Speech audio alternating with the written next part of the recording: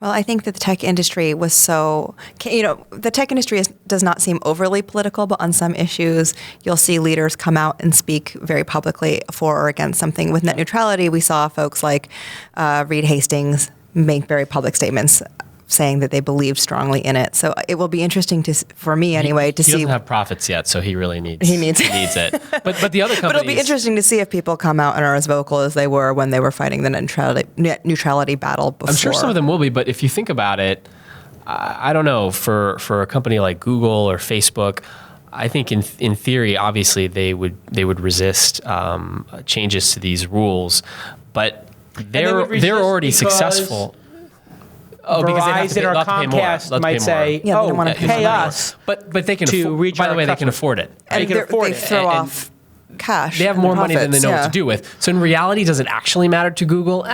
It advantages them. Yeah, that's my question. Oh, I see. Ultimately, it might advantage in the back of their minds, are they actually thinking, if this prevents future competitors from it's a win-win in a way. So one of the reasons why Netflix was so adamantly for net neutrality is because they would be so wildly disadvantaged to a YouTube, which is part of Google. I'm sorry, part of Alphabet. Are they naming themselves something part of Google, which is part of Google. It's part of Google. It is part of Google. It's part of Alphabet. And that's the part of the business that's so profitable. Right. They would be able to, if they would have a strong advantage over Netflix, is all I will say. It's a win-win for people with deep pockets, but it would be kind of a bummer for them to then have the Comcast people say, you know what, we're going to degrade your 4K and your HD down to, 320, and you're going to have to pay us for every stream going through. We want a piece of that action. It would be a bummer, but it wouldn't kill them. Yeah, that's good. This is going to be a huge issue for your show to discuss for months. I think it seems like one of these things where people might actually start going out in the street and protesting. I mean, it's not quite abortion level, passionate issue for people, but it's kind of right below that, I think. Like, I could see hundreds of thousands of people going into the street and protesting this. On net neutrality? I think I could, yeah. Maybe in this part of the country. In San Francisco, sure, yeah. Hey, everybody, I want to tell you about a great product, which you've probably heard about, but maybe you haven't tried yet, and I have tried it, and I love it. It has become a big hit in my household with my 7-year-old daughter. It's called BlueApron.com. My wife loves it, too. Go to BlueApron.com/twist, and you'll get your first 3 meals free with free shipping. It is an incredible experience. You get a box.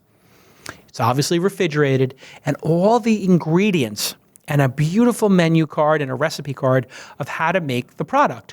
So I've always wanted to make pizza at home. I've never done it. I mean, I made English muffin pizzas, so we call Irish pizza when you grow up in Brooklyn. But they sent a beautiful pizza dough and beautiful sauce and cheese and everything, all perfectly portion sized and an easy to follow recipe. Then the other thing I've always wanted to learn how to cook is General Tso's chicken. That was one of my favorites when I was in New York and I was living on the West Side in Hell's Kitchen. I'd walk home from the Garden after watching the Knicks win a playoff game. I get General Tso's chicken. I never knew how to make it. They give you all the ingredients, a little cornstarch, so all these little syrups, and you, like a little professional chef, everything just goes smoothly. It is an incredible experience. It's also affordable. You get a ton of variety. It's super flexible. You get the deliveries when you want. And I was just amazed by the quality of the bok choy, of the chicken. Everything was the highest quality. And it saves you not only from going to the supermarket, not only from getting a recipe, but also the portion sizes and how to put this all together. It makes cooking delightful again, and they are in partnership with 150 local U.S. farms, fisheries, ranchers, and they, so I'm a big seafood fan, and we love going to the Monterey Bay Aquarium. And when I went there last time, they had this beautiful card that told you which fishes you should order, which are sustainable, but it's very hard to actually get that certified. People lie when they sell you fish. You don't know what you're getting. You don't know if it's actually sustainable or not. And even some of the stuff that's farm raised is actually not good for the environment. Well, you know what? Blue Apron takes all that away. They do all of that important work for your family. And it's very important to our family that we order sustainable stuff and we don't take stuff from the ocean that's not sustainable. It's a big movement amongst considered people. So the fact that they use the Monterey Bay Aquarium Seafood Watch list to me and their standards is very impressive. Prep is, 30 minutes, 40 minutes. It's super, we did it faster in some cases, but we're fast cooks. It tastes great. It's easy. It's a better way to cook. it is a better way to cook.